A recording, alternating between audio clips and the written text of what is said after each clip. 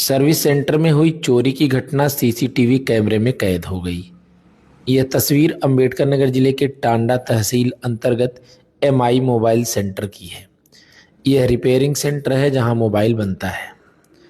आप तस्वीरों में देख सकते हैं कि एक महिला पहुंची और सामान को उठाया और उसे ले करके वह कुर्सी के पास बैठने के लिए पहुंच जाती है, जिसके बाद वह सामान को धीरे से खोलकर चेक करती है और फिर अपने झोले में रख लेती है। चोरी की घटनाएं सीसीटीवी कैमरे में कैद हो गई। वहीं एमआई मोबाइल सेंटर के मालिक ने मामले की जानकारी इलाकाई पुलिस टीम को दिया है। यह वीडियो सोशल मीडिया पर तेजी से वायरल हो रहा है। ऐसी तस्वीरें सोशल मीडिया पर खूब वायरल होती हैं